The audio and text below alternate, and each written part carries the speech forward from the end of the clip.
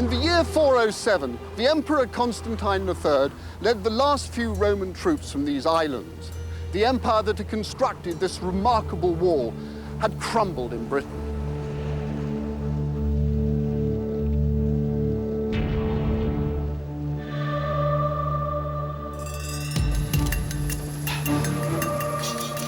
Now, history books tell us that when the Romans pulled out, they took with them all vestiges of civilization and effectively turned out the lights.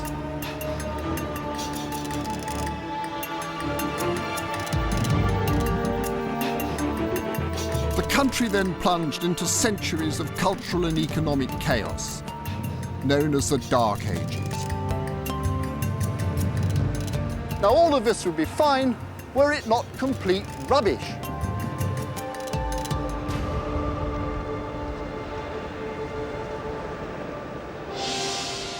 As an archaeologist, I've spent my career exploring Britain's ancient past, and I now believe we've misunderstood the earliest centuries of this country's history. Instead of a nation crushed and then created by invaders, I've found a strong society with a unique and lasting culture. The Roman colonization is supposed to have erased the ancient Britons and instigated a troubled period dominated by invasions from superior civilizations. A period whose only hero was a mythical one, the legendary King Arthur, valiantly fighting the invading hordes. But I don't believe our ancient culture was overwhelmed as easily as that. I'm determined to examine what really happened in this country after the Romans invaded. I'm going to embark on an archaeological journey to uncover hard evidence for the story of Britain in the first centuries of its recorded history, the story of Britain A.D.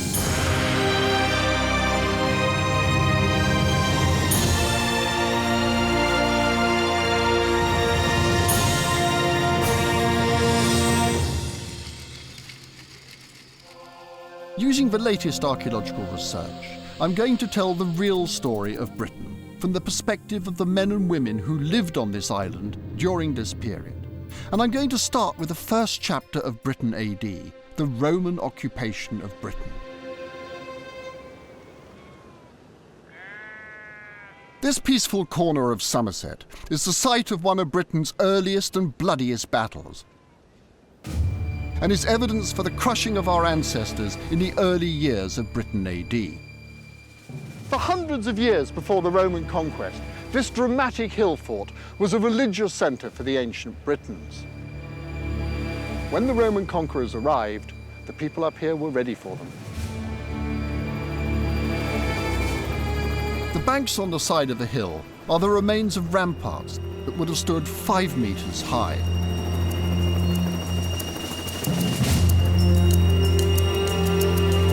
But the hill fort was not designed to face the disciplined might of the Roman army. The defenders were driven back and the gates set alight. The Roman troops stormed through the burning gateway and slaughtered the Britons. Men, women and children were cut down and their bodies left to rot where they fell. After this massacre, the Roman troops destroyed fields and farmland, a clear message to the Britons not to mess with the might of Rome. The events at Cadbury Castle tell a familiar story of the native Britons as tragic victims. It's a story that fits well into the conventional narrative of Britain A.D. I'm going to show that this version of our past is wrong. The first few centuries of Britain A.D. saw the forging of our national identity. Archaeology is beginning to show that far from a dark age, this was a time of huge creativity and development. Until now, the legacy of Roman Britain has blocked our understanding of this period. In order to appreciate the significance of these times, we must go back to the archaeology.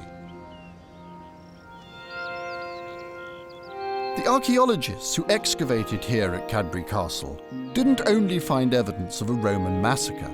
They also came across building foundations that dated to soon after the Roman occupation. This confirmed what I'd thought, that ancient British culture was strong. But there's a final twist. The archaeologists had been looking for Arthur's Camelot. The locals actually believed that this was Camelot. They'd been ploughing this field. They were coming up with all sorts of materials, most of it Iron Age with a bit of Roman stuff coming up, but they thought it was the site of a battle, really. Yeah.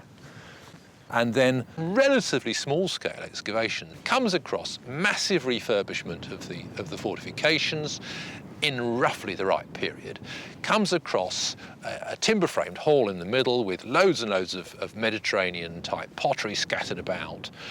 The fact that there is already a connection with Arthur's name means that the whole thing is ready to roll. Could Arthur be a clue to what happened in Britain A.D.? The problem is that Arthurian archaeology is more than a little short of evidence. There isn't a corner of Britain that doesn't claim a connection with this historical celebrity. And this is where Arthur's supposed to have been conceived. And this is Arthur's footprint. This is Basini Mound. King Arthur's Round Table is buried here. And every year, on Midsummer's Day, it levitates. And this is Arthur's Camelot. This is Slaughter Bridge, where Arthur finally kicked the bucket before being carted off to Avalon.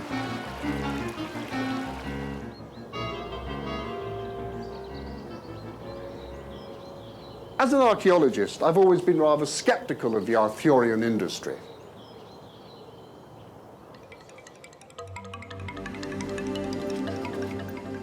Arthur is the ultimate commodity, a ready-made hero who's been hijacked by history.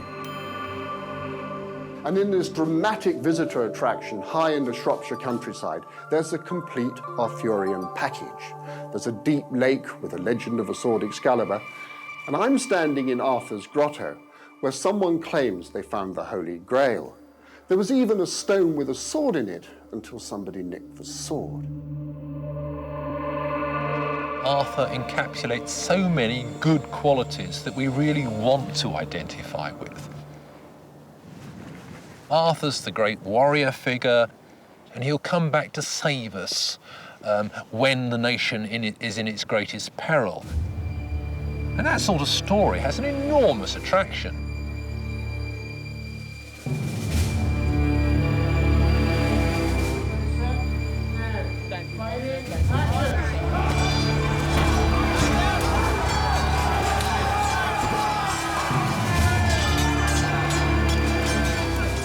This gripping tale of Dark Age Britain has fired the imagination of writers and artists for centuries, and it would be easy to dismiss it as a fairy tale with no grounding in historical reality. But myths are not necessarily lies. Stripped of his medieval embellishments, Arthur has new things to tell us about this period. The idea of noble Arthur conflicts with the conventional view of the barbaric Dark Ages and supports my view that British culture survived the Romans intact. And at the heart of Arthur's story, I found a clue to the resilience of the native Britons in the aftermath of Roman rule. The myth of the sword Excalibur holds a clue to what really happened in Britain A.D. The story of King Arthur is not a happy one.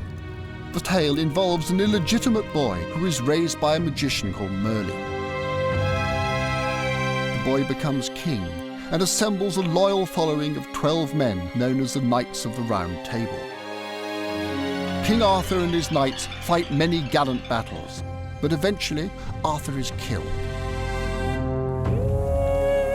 His body is taken to the magical island of Avalon, where legend has it Arthur is not dead but sleeping, waiting for a time when his kingdom will need him again.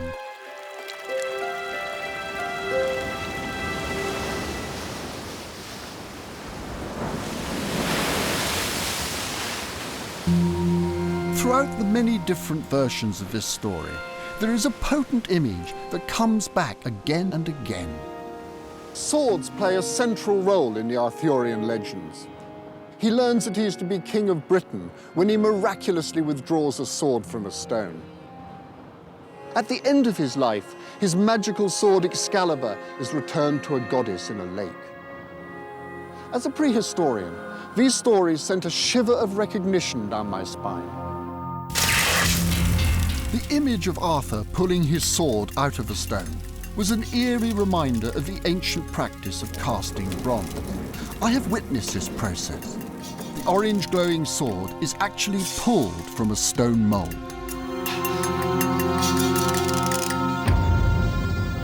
In my work as a prehistorian, I had discovered ritual traditions in which weapons were disposed of in watery places and where islands had particular potency. How did these ancient British traditions find their way into the story of King Arthur, written centuries later?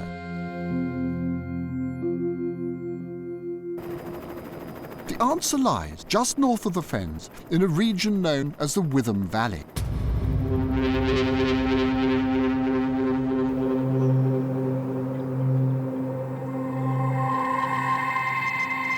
In 1981, archaeologists digging here came across a remarkable discovery.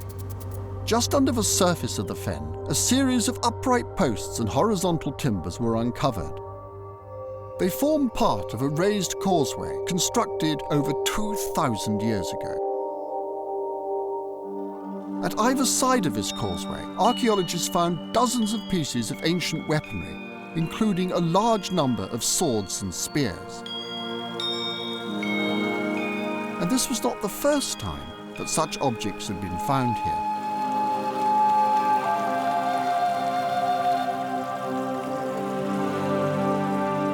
In the late 18th century, when they were dredging the Witham, Sir Joseph Banks, a great scientist and collector, put out a notice to the workmen to say, anybody finds anything, you come to me, I'll see you all right. And it was a wonderful thing to do because this stuff wouldn't have found its way into the museums if that hadn't happened. Over the years, literally hundreds of swords, daggers, and other precious items have been dredged from the fens here. They range in date from the prehistoric period right through to the 14th century. Now, this wasn't some localized Fenland cult, but part of a much larger belief system. They're still being found today. We've been out here every weekend, more or less, since August, and look at how many people have turned up. They've walked a lot of their parish already. They've found some fantastic sites over there, of course, just through field walking. If they hadn't done it, we'd never know about them. Although individually you might not have thought that you're finding very much, but put all together we've found nearly 2,000 separate objects now.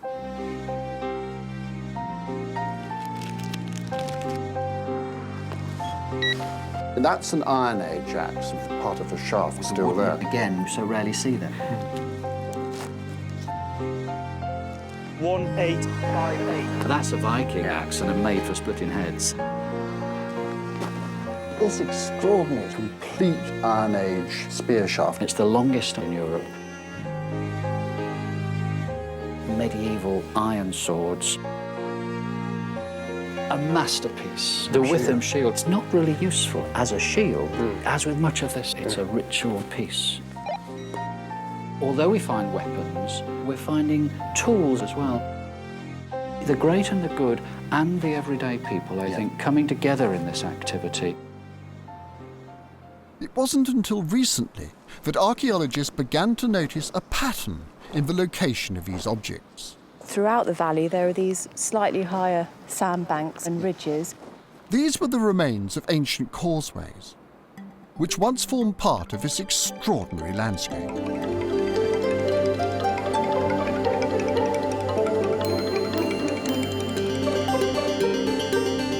The Witham Valley stretches in a long, thin line up to the city of Lincoln. Until these fens were drained in the 1780s, the Witham would have sprawled all over the low-lying land, weaving a network of islands and marshes. Local people moved around the fens on a series of wooden causeways. The weapons were always discovered near these causeways. At first it was assumed they were accidentally dropped or lost in battle. In fact, there is a far more mysterious explanation. People were visiting the river, using the river, and for whatever reason, they were leaving this sort of material. The spear could have been used in the river, but it seems to have been given to the river. And I like the idea of them being given and returned to the waters, perhaps. And these medieval iron swords, the sword theme does actually go all the way through millennia. For hundreds of years, weapons have been deliberately thrown from these causeways into the water. I believe that the story of King Arthur receiving his sword Excalibur from the Lady of the Lake is a direct reference to this ancient British tradition. But the Arthurian legends were written much later, long after these ancient religious ideas were supposedly wiped out by the Romans and Christianity. How on earth did they survive? The Witham had one more secret to reveal. This area of Fenland has one of the highest concentrations of monastic sites anywhere in Britain. There can be no practical need for so many abbeys in such a small area. So why was the early medieval church building here with such extraordinary fervour? The narrow 10-mile stretch of the Witham Valley is scattered with the remains of 14 abbeys. Every one of these abbeys is built at the end of an ancient causeway. We found it really difficult to understand why there should be 14 church sites, all lined up for 10 miles along the edge of the Witham Valley. Historians Dave Stocker and Paul Everson don't think that this is a coincidence. The abbey we are standing on is on an island. You find there's only one way to get here, and it's along a causeway. It seems odd that a causeway should determine where you're going to put an abbey. You've got to bear in mind that to cross any sort of body of water, but particularly to cross a fen by boat, was a dangerous matter. And in order to make it a successful crossing, you had to offer some sort of piety, some sort of call it superstition, but it was a sort of folk superstition which was bound up with religion. The weapons and the water into which they were being placed had significance for the people of ancient Britain. Swords weren't just a weapon. The sword is a great symbol of authority, which is distributed outwards from lords to their tenants as a badge of office. Once the tenant dies, that sword has to go back to the lord, and that's attested in many Anglo Saxon wills. Now, imagine that you're a king and you haven't got a lord, or at least not on earth. And in the Arthur story, of course, it's the Spirit of the Lake, it's the Lady of the Lake, who is the guardian of Britain. The story of the Lady in the Lake echoes the ancient tradition of depositing weapons in water. The medieval authors who wrote these tales knew about such traditions because Christianity had not killed them off, but had kept them alive. When were the last swords going in? The latest one is 14th century. And interestingly enough, that's precisely the same moment at which swords and indeed whole body armour tend to start being hung up in churches over burials of lords. I mean, it sounds to me, looking at it as a prehistorian, that actually what some of these chaps in the abbeys are doing sounds awfully sort of pagan to me. Pope Gregory has said, I don't want you knocking down these pagan temples, I want you converting the pagan idols. Water is the one connecting thread. The Bronze Age barrows were by the water. Yeah. The causeways crossed the water. The swords are put into the water. So the one connecting thread of all this is water. And do you suppose that might be a reason why that fantastic cathedral over there is placed right by the River Witham? I have very little doubt that that's the case.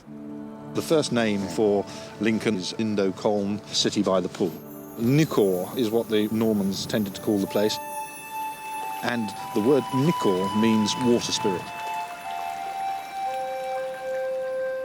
The story of the Witham is one of continuity. It suggests that deep-rooted ideas that began in prehistory continued well into the medieval period.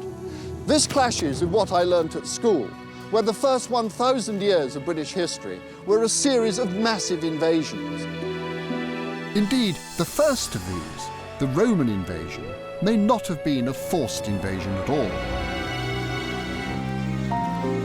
At the heart of a tale about a boy and a magical sword, I found evidence that ancient British traditions survived the Roman invasion. A new series of archaeological discoveries are beginning to rewrite the story of the Roman invasion of Britain. This elegant mosaic decorated the floor of one of the most luxurious buildings in Roman Britain. But this was not the overseas residence of some extravagant Roman governor, but the home of a wealthy, Romanized Brit. Fishbourne Palace is the largest building ever excavated in Roman Britain. Martin Hennig helped excavate the gardens. It was absolutely amazing. Digging along, your trowel couldn't help sinking in, and you were actually uncovering the bedding trenches, probably for box. You can see similar gardens on a much smaller scale if you go to Pompeii. On a smaller scale? Yes.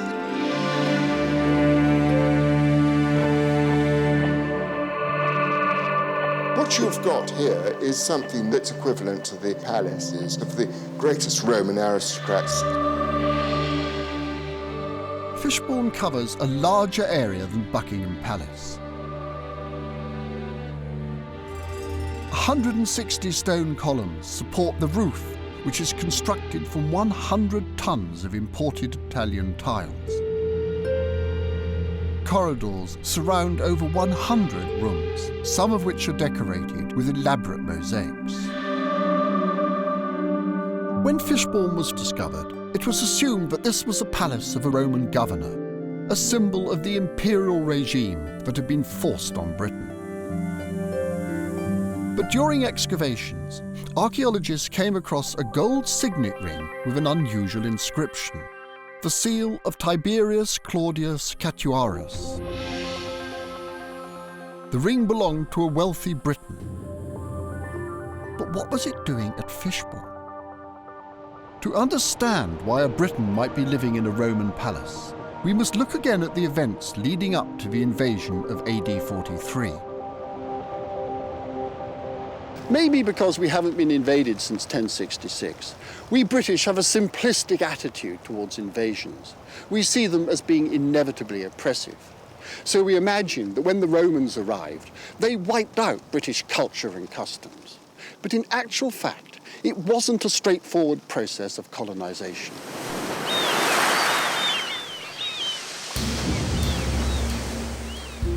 Archaeologists are starting to radically rethink the Roman invasion of Britain. I would imagine the Britons faced by the might of Rome would have been quaking in their boots. I don't think it was quite that. The previous attempt to invade Britain was that of the bad and mad Emperor Caligula, who had marched a large army up to the Channel coast. He then put all his catapults in a row, and they fired enormous rocks into the sea. After a time, he told them that he had won a great victory over Neptune. You can imagine how that got about. The great Roman Empire was run by a lot of Charlies, and it completely destabilized the situation, of course. Pre-Roman Britain was in fact a collection of often feuding tribal kingdoms. There is very little written evidence about early British tribes, but John Crichton showed me a burial from the period which contained some intriguing items. Lexington Tumulus is a burial found just outside Colchester. Dates to about 10 BC, so this is still about 50, 60 years before the Roman conquest.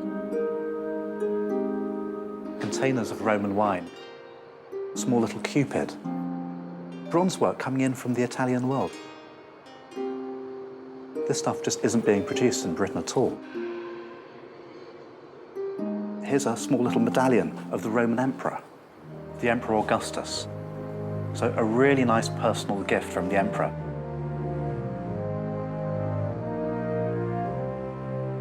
But why would an Iron Age king in Britain want to have a Roman emperor's head in his grave?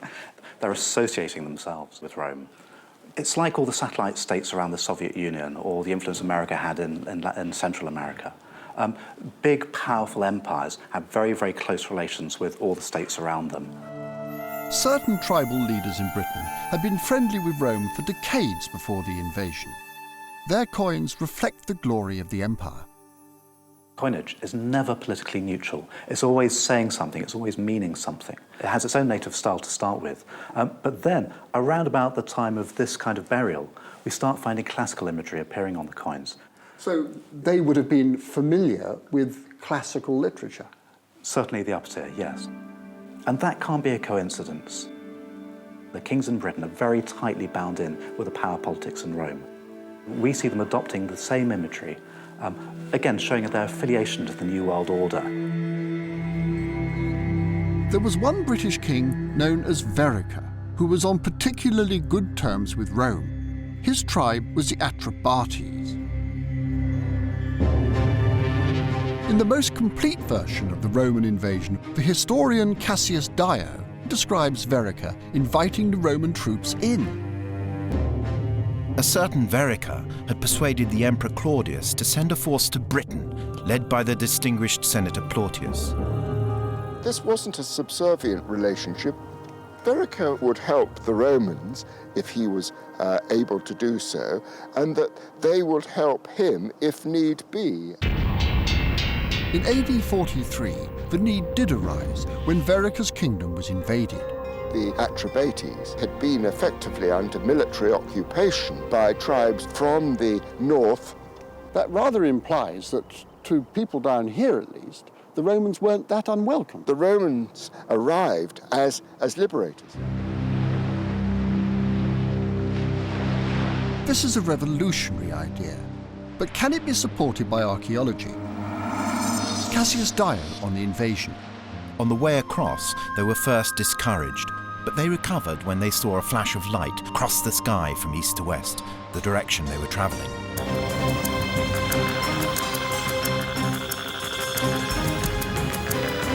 When the fleet reached the island, there was no one to oppose them. Dio, however, omits to mention where the invasion took place.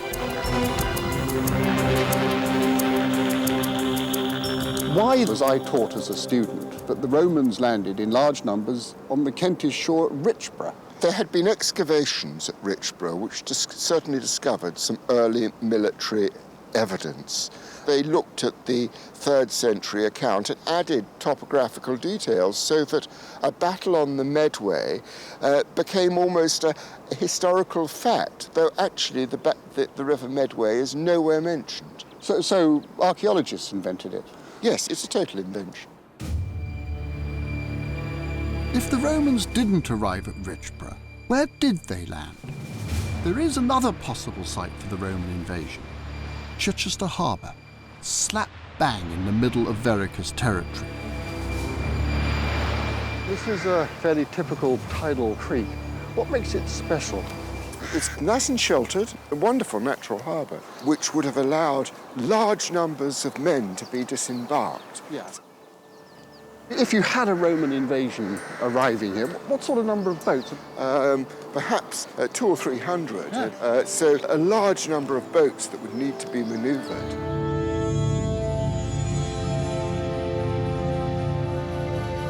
Chichester Harbour is in fact right next to Fishbourne Palace. So was the palace anything to do with King Vereker? The palace was built 30 years after the invasion. However, recent finds of ceramics have revealed that there was a base at Fishbourne before the invasion. John Manley was involved in the excavations. The fact that we found these kind of ceramics and food remains suggests it was a heavily Romanized place before AD 43. To my mind, it makes it much more likely that a large part of the invasion force landed here in territory that they were familiar with, maybe in territory where they already had client kings. It was Vereker who pleaded with the Romans to come to Britain. And Vereker lived somewhere around here, Chichester Fishbourne area, and that was used as a pretext for the invasion of Britain. Now, we don't hear of Vereker again after AD 41, so it is conceivable his relative, maybe even his son, who was brought in by the incoming Romans and settled here as a client king. Although we can't be certain, Vereker's son was probably called Togidubnus. Excavations at Fishbourne found the marble bust of a child. Was this the owner of the palace? The marble head has to have been carved in Rome. There was no marble carving in Britain. It's very likely that of Togidubnus at the time he was made a Roman citizen. Do you think Togidubnus himself would have lived here at Fishbourne? I think almost undoubtedly he did. It's an enormous palace. This must have been something of a power centre for King Togidubnus, who was increasingly given territories and authority to rule much of the rest of the province. This contradicts the conventional account of the Roman conquest. King Vereker opened his doors to the Roman troops who sailed peacefully up Chichester Harbour. In honour of this new alliance, the most splendid palace was built not as a symbol of Roman suppression, but as a celebration of British tribal power. The Romans claimed that they came, saw and conquered, but in actual fact they were invited into this country. Once here, they didn't crush our native culture, but guided the development of an increasingly diverse society. In the years after the invasion, the Romans built a series of towns across Britain. Perhaps most opulent of these was Bath.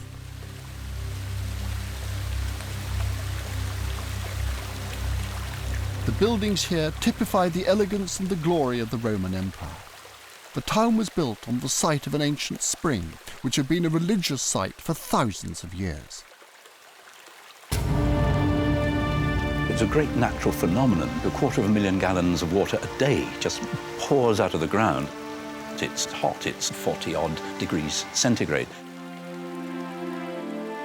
Barry Cunliffe excavated the baths in the 1970s. Within 30 years of the invasion, they were putting up this great monument. And the first job was to contain the spring. It was a pretty impressive piece of engineering because of that water coming out all the time. You could take one view. Here are the Romans who've come to this place and they've imposed this great Roman building, slapped it down on the landscape. And this could be seen as a sort of imperialism. But I don't think it's like that at all. What we're seeing here is the Romans being very, very sensitive to the sanctity of the place. They recognize it as a sacred place. They appreciate it as a sacred place.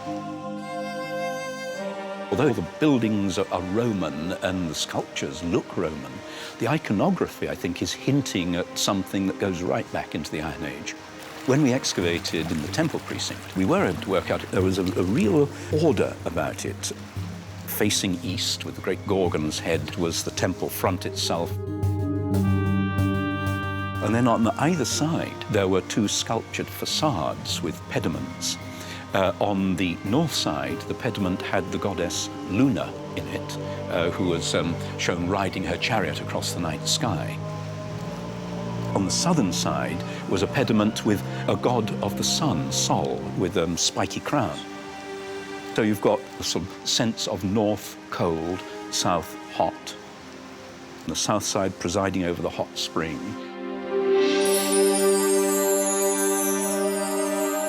And the balance between the goddess and the god, the male-female.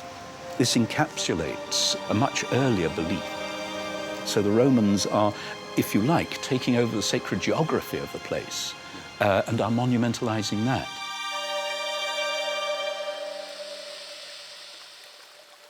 Many objects were thrown into the sacred spring as offerings. This is a startling reminder of the age-old customs in the Witham Valley and the Arthurian story of the Lady of the Lake. The spring is a fissure going down into the underworld where the deities lived, so you could communicate there. This, we know from the Roman period, was sacred to Sulis Minerva, the two words put together. Now, Minerva, of course, is the Roman goddess. And Sulis is presumably the Iron Age goddess, the person revered here going right back in time.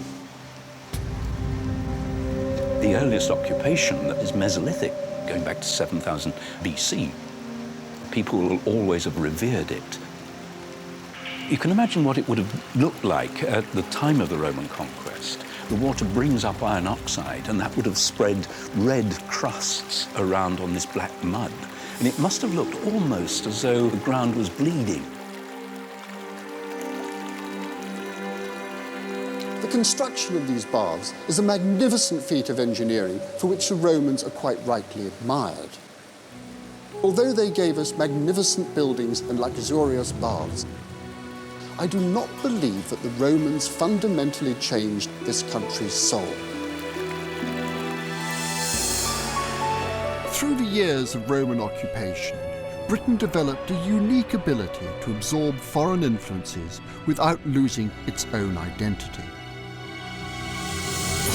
But the biggest foreign influence had yet to arrive. It originated not in Rome, but in the Holy Lands of Jerusalem, and it would contribute to the fall of the empire in Britain. It's long been assumed that having forced themselves on Britain, the Romans abandoned this insignificant island to deal with more pressing problems at home. However, I don't believe this was the case. This vast lead tank has been restored to its original state.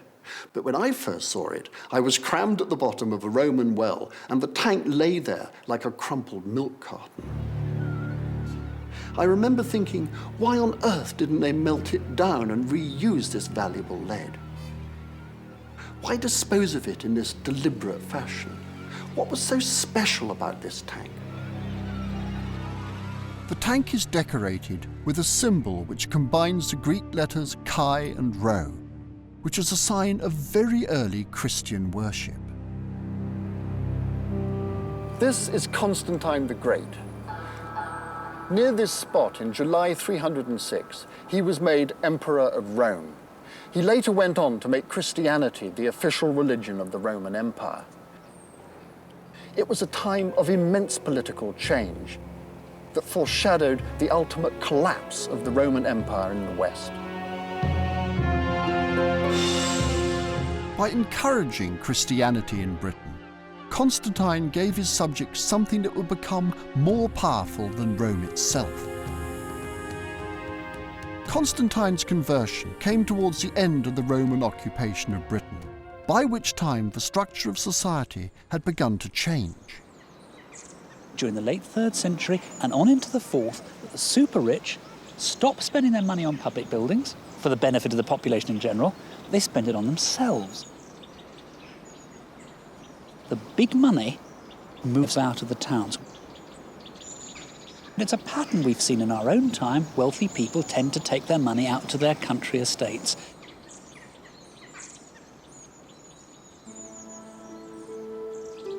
The great villas were just scattered throughout southern Britain.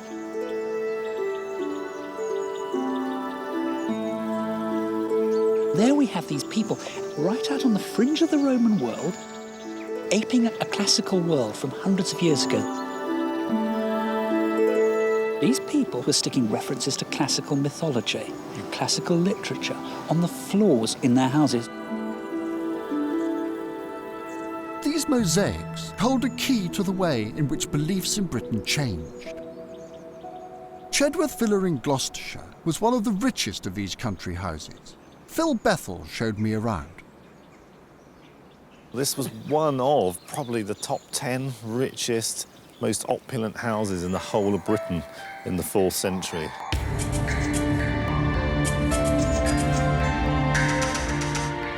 All along the length of this corridor, there would have been a continuous mosaic floor, nearly 80 metres long. So they had everything that money at that time could buy. Mosaics in every room, underfloor heating systems, 2 bathhouses, their very own in-house water shrine. This whole thing was designed to show you I'm rich and I'm powerful.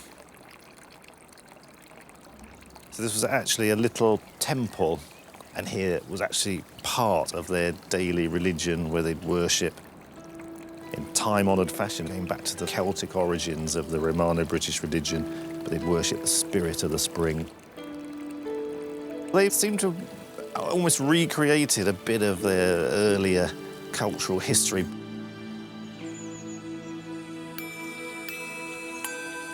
The idea that this was a Roman from Rome living here seems a bit unlikely. The Roman Empire, it was a bit like a sort of a franchise. You know, they opened a branch of Rome out here in Britain, and the people who actually did the day-to-day governing and running of the country were by and large natives. It would, in this case, would have been native Britons, but from the families that were probably already important before the Romans came. It seems in Gloucestershire there wasn't a big conquest here. The local tribe, the Dobuni, seemed to play along with the Romans when they invaded. That may be why it became a very wealthy area. Rich, powerful people who lived here already took advantage of that new system to increase their wealth.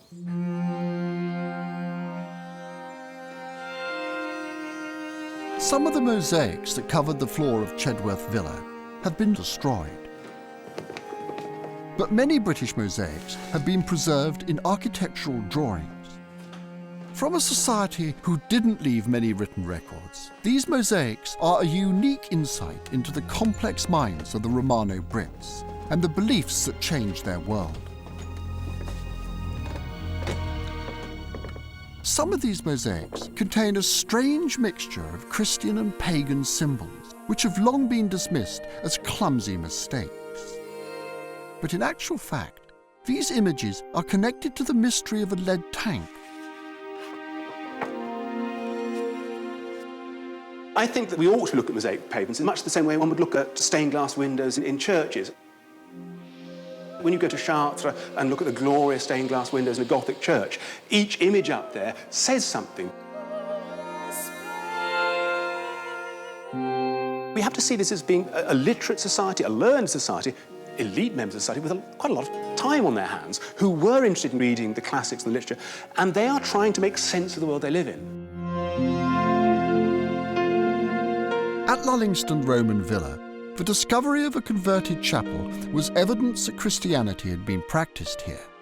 Within the mosaics, Dominic Perring has found a sign that the people here were dealing in a very unusual Christian cult called Gnosticism. 4th century is a period of vigorous intellectual ferment. And whereas today we have a strong idea about science as leading us forward, then it was very clearly philosophy. People were trying to escape the mortal condition, this prison of our world.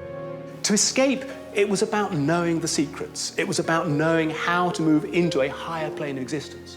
And knowledge was very much part of that. Knowledge of the images, knowledge of mythology, knowledge of philosophy, knowledge of Christ, but also secret knowledges. Hidden in the mosaics, Dominic has found Gnostic images which blend classical myths with the Christian ideas about immortality. This strange fusion of beliefs was at the heart of the Gnostic cult. It may have become a symbol of Romano-British culture. Bellerophon is slaying a monster. He's riding winged Pegasus. The message here is both good slaying evil, but also the attempt to reach life immortal. It certainly was a set of beliefs which lent itself to urban, aristocratic, elite society and villa society. These were people who were able to engage in these arcane discussions, these philosophical debates. Such independent thinking could not be tolerated by the empire, and in 380, the emperor denounced Gnosticism as heresy. The emperor establishes edicts against heresies, and you're allowed to exile people, confiscate their lands and whatever. How does one stop heretics being heretics? Well, stop them baptizing. If a bishop can't baptize a flock, you don't increase the size of the flock. So destruction of baptismal fonts is one way of doing it.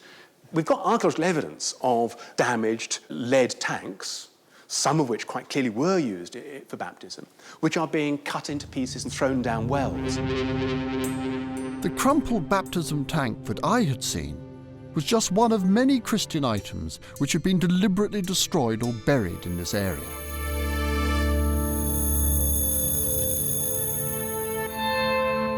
We have church plate, baptismal spoons, the chalice used in the Eucharist, being buried in some of these silver hoards.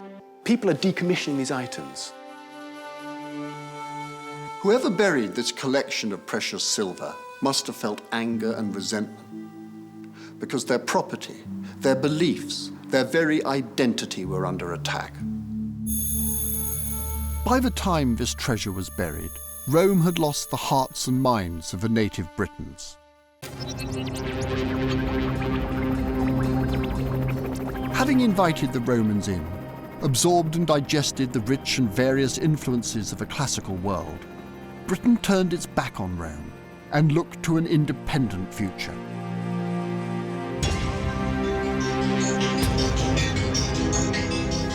The end of Roman administration was a new beginning for the people of Britain.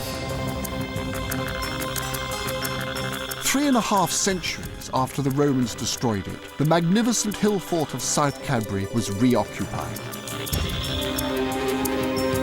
It has long been imagined that the figure who led this resurgence was King Arthur. Arthur is a kind of product of different generations and how they see themselves. Arthur was created largely by medieval romantic historians who wanted to create a kind of pseudo-chronology of events after the Roman invasion. And the trouble is, it's loosely threaded together with pieces of genuine evidence. And it depends on how literally you choose to take bits of that. I rather suspect that Arthur is a kind of metaphor, a symbol for the sort of petty tribal chieftain who would have taken over power in a region after the Roman power collapsed in Britain. A man who could hold his people together. This valiant king embodies a brave new world in which the descendants of Roman Britain began to build an independent future. And yet for centuries, we have shrouded this exciting time under a veil of mystery and labelled it the Dark Ages. Next week, we will discover that Arthur's Britain was in fact a time of creativity and progress, in which nothing less than the future identity of this country was forged.